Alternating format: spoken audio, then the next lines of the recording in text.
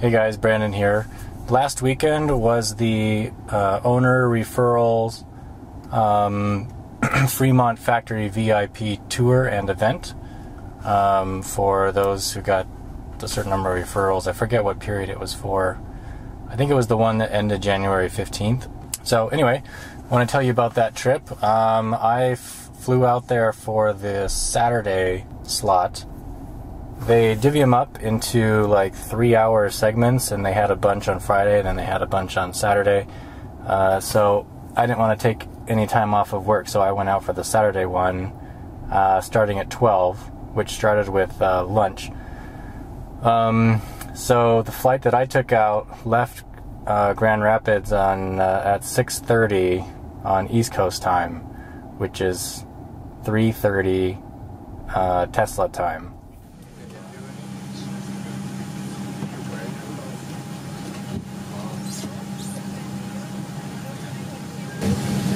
I just realized I forgot my card reader adapter for the laptop.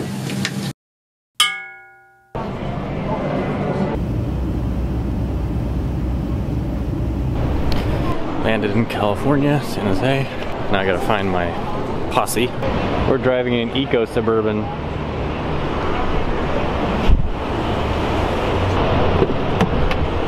I like how we're driving a Tesla. I mean a Suburban Tesla. Turn on the afterburners. That's right. Dump gas in there. That's right. We need to lighten some weight. Spill some fuel. Let's see, we want to get on 101. The San Jose airport is a lot closer to Fremont than the San Francisco one is, which probably most of the international attendees came through. So it was only, my flight got in a little before 10, so we were pretty early. We were like an hour early. So we found the building, and the building is actually this, it's like they call it their training center. It's a small building, not actually at the factory, it's actually across the street. So that was a little confusing at first. But anyway, we found the building, and then there was a McDonald's down the street, so we just hung out there, which was good because that was where I ran into James Cook. So that was really fun. And then headed over to the building. But it sounds exclusive.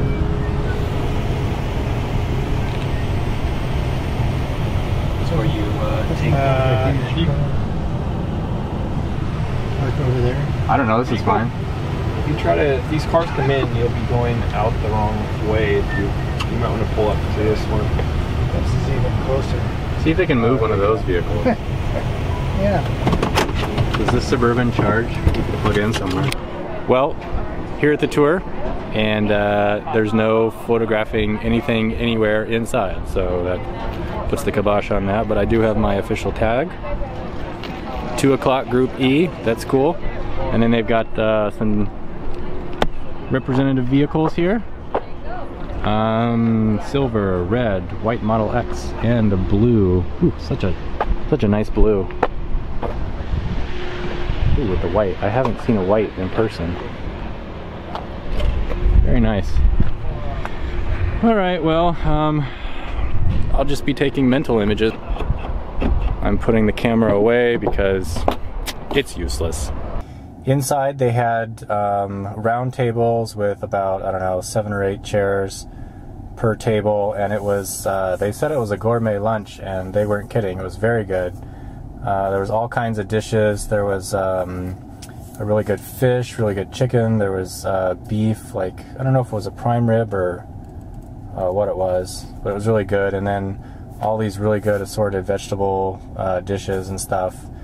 And lots and lots of wait staff. It was catered, and they were really on top of things. So, like I said, our slot started at 12, so that started with lunch, and then after lunch was the presentation and Q&A by Franz von Holzhausen, and that was super cool to be able to see him. The person that introduced him was the VP of Sales, who did a few recognitions, and he thanked everybody for referring people and increasing their sales by broadcasting the message. And he said, they don't spend money on advertising, and you guys are our voice, kind of thing. I think he said there were 2,500 sales due to referrals, but I don't know what time period that was over. I don't remember. And then he mentioned the top refer either for this year or for the previous 12 months has been like Tesla. So definitely a predominance of YouTube referrals there. So anyway, he introduced Franz, and then Franz came up, and true to his other interviews, Franz is like super chill and soft-spoken, but highly articulate and very intelligent. And he shared about his background, how his dad, well, first of all, he said despite his name, his family has been in the U.S. for generations, although he is German. And his dad was an engineer, so he was, or not engineer, a designer, so design was something he was familiar with. Although he didn't know auto design was actually a career. Well, he found out about it, and then he got a degree in it from an art college.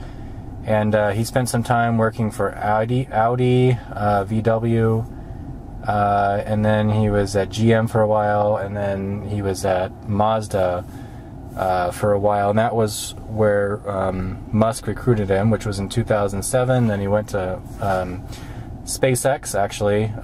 He basically had a little corner in SpaceX, and in August of 2007 he started drawing and building the design department.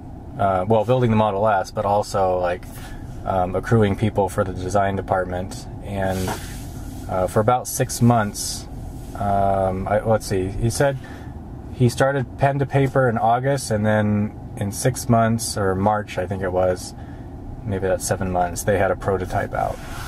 So that was a really fast time frame. And he said they've designed their department, which is 120 people, not all designers, but people in the design department.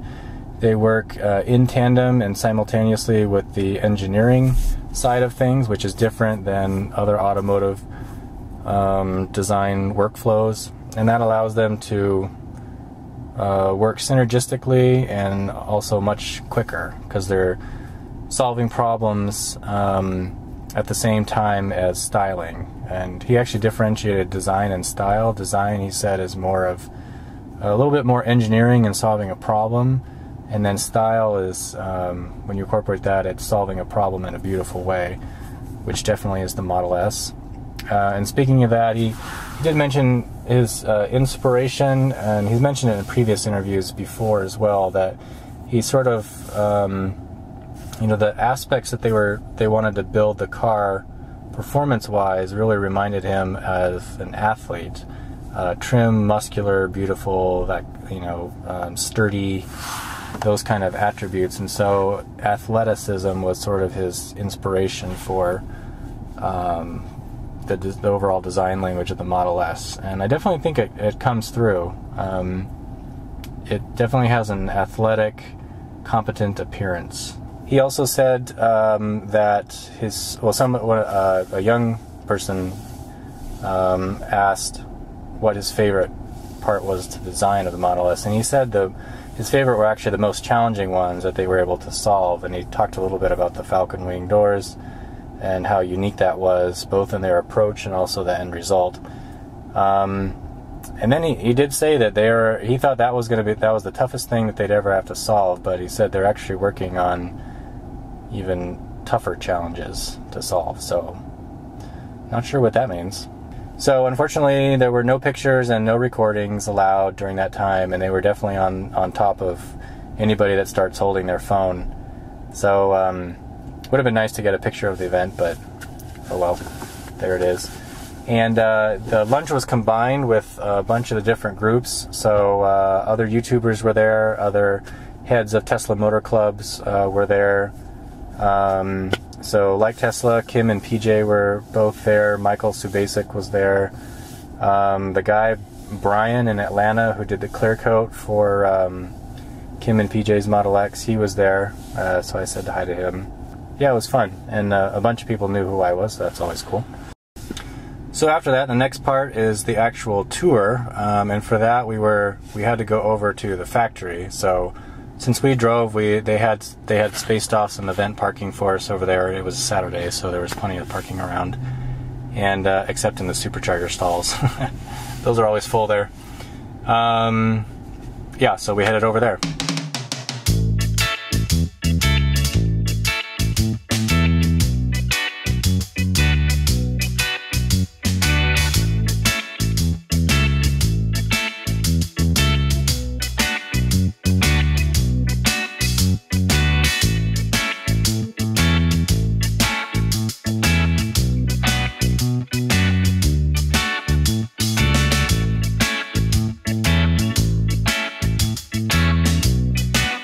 So we got this cool sketchy thing that I can't get open with one hand.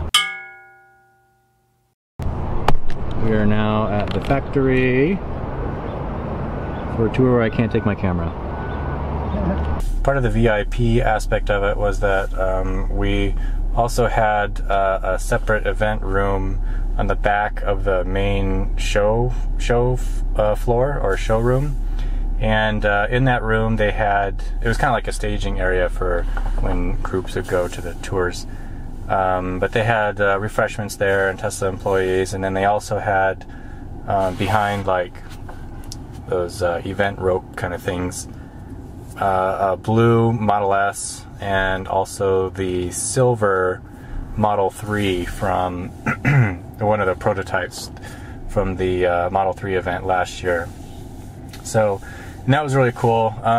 We weren't able to sit in it or touch it, and again, no pictures or anything like that, but it was still nice to see it, especially right up against a Model S, so that you could kind of appreciate more the differences between the two, which I really wanted to get a bit more sense of how the nose looks really small relative to the rest of the car. So I was trying to kind of, I don't know, get a handle on that, and I think they had the axles lined up, so it's definitely smaller, and when Musk says 20% smaller, that definitely seems like what it is, but it's from all dimensions, so it's like not any one dimension is 20% smaller, so it's a little bit, a tiny bit shorter, not a whole lot, but it's definitely narrower and it's not as long. And the width, you can definitely tell, is trimmed because the gap between the two front seats is narrower than in the Model S, which was against it. The trunk is definitely smaller and it slopes down a lot faster. It's definitely steeper, so you don't have as much crumple zone, but I'm sure it's designed to still protect the cabin area. And then also having them together, it was kind of easier to appreciate the difference in design language. So whereas the Model S is sort of a commanding and almost kind of an authoritative, very confident stance and appearance, a little bit more aggressive too. The Model S is, it's also confident, but it's also kind of like petite. It doesn't have the aggression or the I don't know, maybe the passion of the Model S. It's definitely toned down a little bit. So from there we joined our groups. Like for me, I was in Group E, and each group was about 25 people, and then they took us on the trams. Well, yeah, trams that they did the tours through the factory with. Each one had a guide on the front, and they were, you know, kind of narrating with their headphones, and once in a while they would stop and get off and kind of take questions in the middle of the factory and stuff. So it was really cool.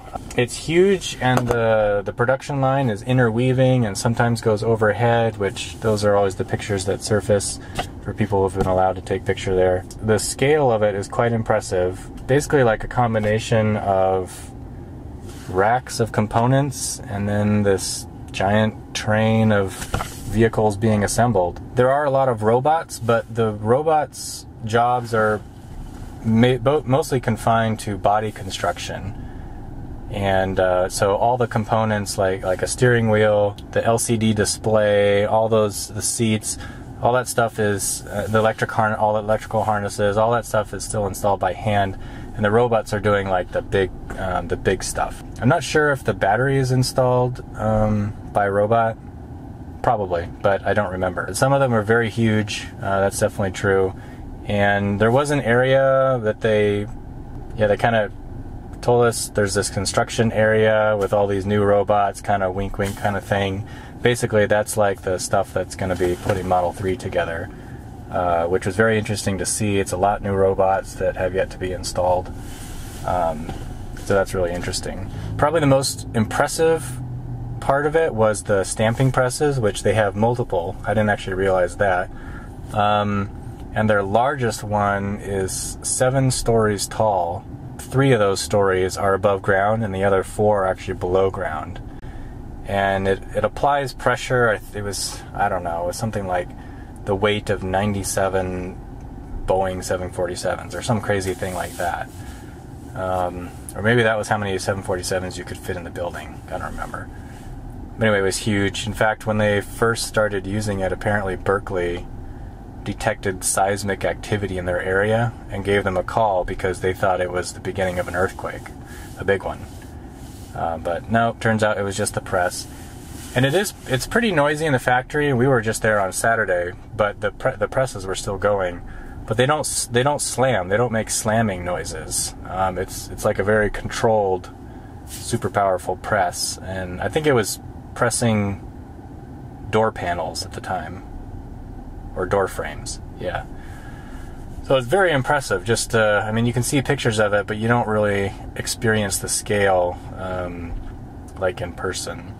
The remaining components scattered around here and there, it kind of, if you've ever seen the movie WALL-E, his collection of like components everywhere in that robot that he lives inside of, it kind of looks like that. There's just like, you're like, oh, there's a rack of 10 cable harnesses, and it's kind of weird. So then after the tour, we ended basically in the same place that we started, and we were on our own. It actually took us out into the Welcome Center, so where you could peruse the store and look at vehicles. So we did. There was a Model S inside the showroom with a sunroof. I couldn't find one with a glass roof, but it was brand new, so I did check that one out. So I'm pretty tall, and I wanted to check out how much headroom I had in here with the glass, which I've got about probably 1.5 inches on top of my head, which is significant because look how much higher the glass is from like where the normal roof line would be, which is really interesting. So if you have a tall family or something, having the I'm 6 foot, and this is the back seat here. This is actually much more comfortable, although my head is kind of wedged. I don't know if you can, kind of wedged against here. Maybe that's good in an accident. But yeah, significantly more room with the glass top. Interesting. I've also noticed that when I open the rear door, it doesn't stick like mine does.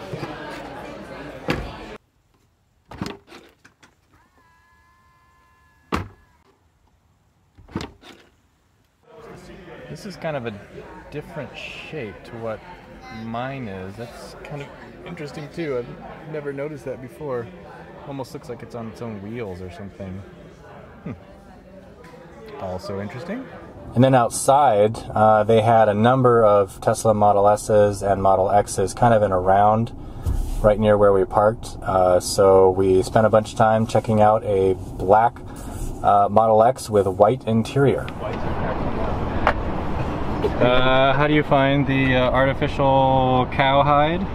It's very nice. I don't know how they got the white cows though. Blends with the t-shirt.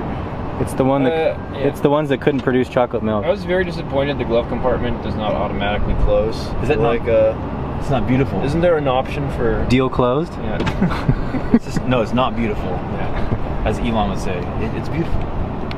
Not beautiful. Dad's gonna buy a red one. Yeah, the white in the sun is definitely, it's popping. Yeah.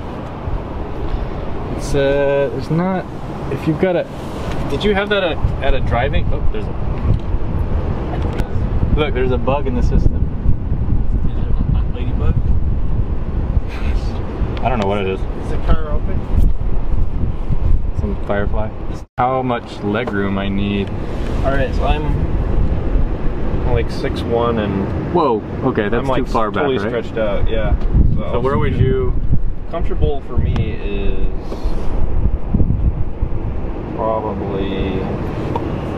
You're 6'1"? This is be my normal... Right here? Okay. This is like a lot of space. Yeah, so I've got, well, it kind of tapers on the side, but I've got like at least 3 inches of knee room here. The bummer is like these, I don't think they recline.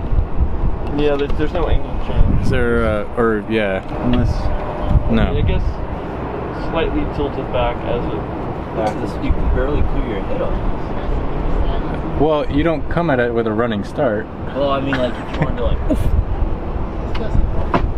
Yeah. That's kind of convenient.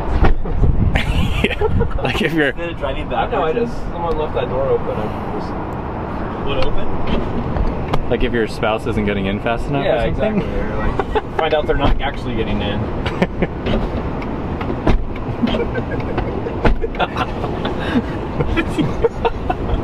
You break it, you buy it. Yeah. Front trunk. Oh yeah. The front trunk. It's not as big as you might think. What does this say? Tesla. Never heard of it.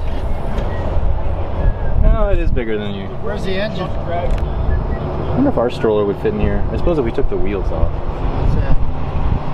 our stroller would fit in here.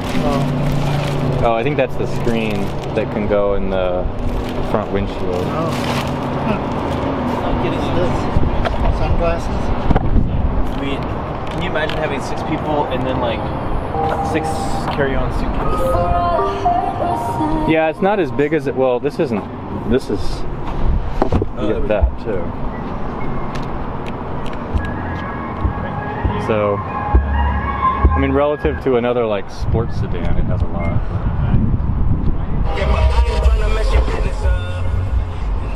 Oh, it's got your presets already, Jonathan.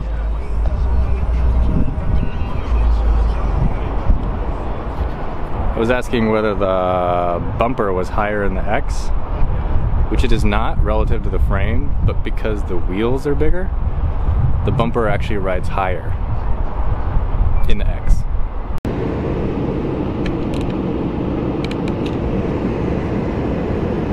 So the white is very pretty, but it's actually softer than the leather that I have, which is very interesting. Everything I'm saying is interesting today. Oh, even the buckles are white. Wow.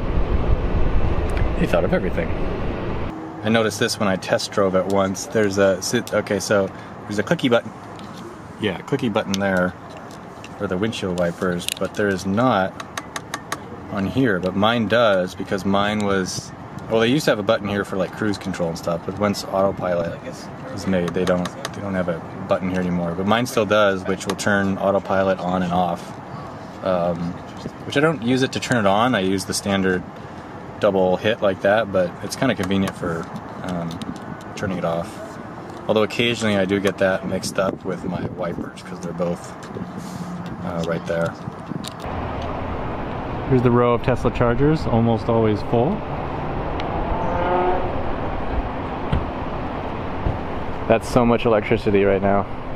And after that, the day was done. So I stayed over at my parents' house, who live near Fremont. The next day, I flew out back to Grand Rapids. Well, back to Grand Rapids. What's my next flight? Gate C, no, gate 24.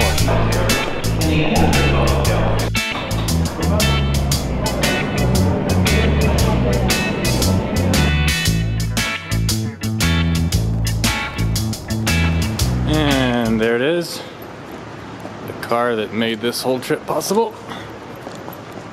Back at our conveniently small scale airport here in Grand Rapids, where it's almost never crowded, but it's still an international airport. And this is not, ooh, look.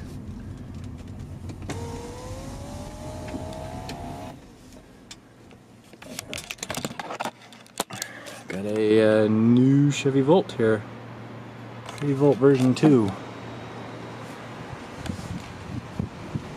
Cool. So the trip was a success, I would say. I mean, the goals that I have were to see the Model 3, see one of the top Tesla brass fronds. That was really cool. And also to meet some YouTubers, all 3 of which occurred. So yeah, it was really fun. It was an international crowd. There were people from Germany, Sweden, several from Australia, and then of course people from various states. I did see the guy who does the clear coats on Teslas in Georgia. His name is Brian. I forgot his company, but like Tesla, he did the clear coat for like Tesla's Model X, and so they did a video about him. So I saw him and introduced myself. Met a couple of Tesla Motors Club heads from Houston and from the Bay Area. So that was cool. So it was definitely worth the cost of flights and stuff out there. I think, I don't know, I probably spent $300 or $400 just getting out there. But it was really good.